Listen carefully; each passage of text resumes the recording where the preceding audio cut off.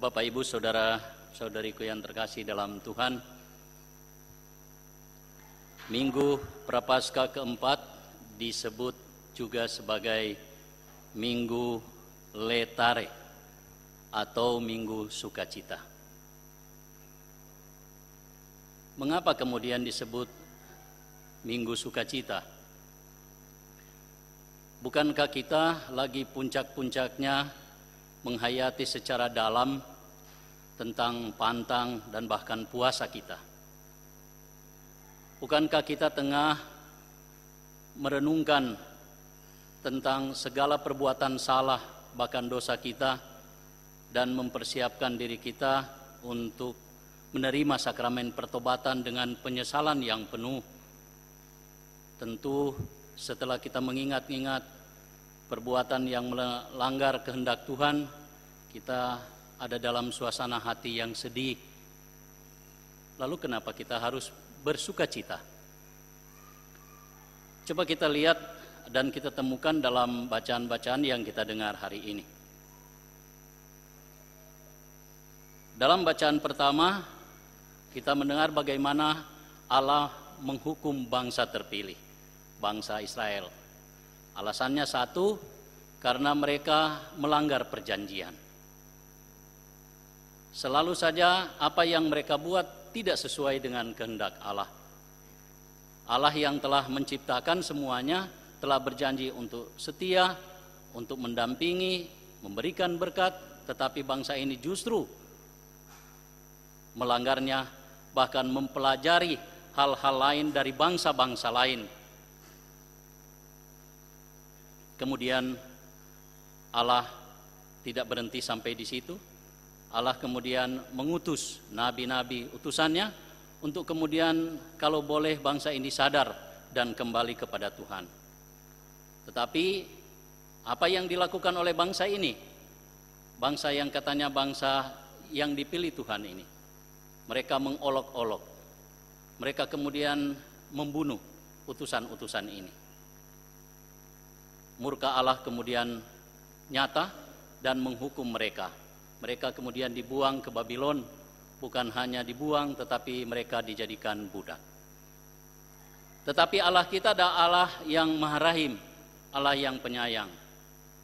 Pengalaman pembuangan bangsa ini di Babel menjadi pelajaran untuk kemudian sadar bahwa kita harus kembali kepada Tuhan yang senantiasa berbelas kasih.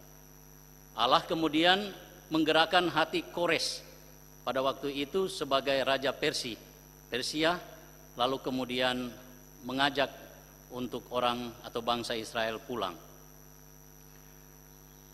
Rumah yang dibangun oleh Tuhan di Yerusalem, yaitu Kenisah atau Bait Suci, yang telah dinajiskan oleh orang-orang Yahudi, baik para imam maupun masyarakat, ya, jemaat umat, kemudian dirusak. Tetapi ketika mereka kembali, semuanya itu kemudian dipugar oleh Allah. Dan Allah mengembalikan sukacita dari bangsa ini. Dari dulu mengalami pengalaman yang buruk di negeri orang, di negeri lain, kemudian mereka kembali untuk mengalami kasih Allah di Yerusalem yang telah dipurgar dan berjumpa kembali dengan Tuhan di tempat yang mereka sepakati bersama, yaitu di Bait Suci yang telah dibangun kembali. Dan tepatlah apa yang dikatakan Nabi Yesaya, bersukacitalah hai Yerusalem, dan berhimpunlah kamu semua yang mencintainya. Bergembiralah dengan sukacita, hai kamu yang dulu berduka cita, agar kamu bersorak-sorai dan dipuaskan dengan kelimpahan penghiburan. Bapak, Ibu, saudara-saudariku yang terkasih dalam Tuhan, bagaimana kemudian sukacita ini terungkap nyata dalam kehidupan kita? Ketika Nikodemus datang malam-malam bertemu dengan Yesus, Yesus mengatakan, karena begitu besar kasih Allah kepada dunia, sehingga Dia kemudian mengaruniakan putranya yang tunggal, supaya setiap orang yang percaya kepadanya tidak binasa, melainkan beroleh hidup yang kekal. Tuhan Yesus datang bukan hanya sebagai utusan, tetapi dia mau tinggal sebagai Immanuel bersama dengan kita. Dia memberi sukacita dan penghiburan kepada kita, sehingga tidak ada rasa dalam keadaan berduka cita sekalipun, Allah kemudian dengan sukacitanya, dengan kehadiran Tuhan Yesus memberikan pengharapan akan kegembiraan dan sukacita yang abadi. Dia menjadikan kita kemudian anak-anak terang, menghalau cara hidup kita yang lama, yang penuh dengan kegelapan, dan menuntun kita kepada jalan yang benar.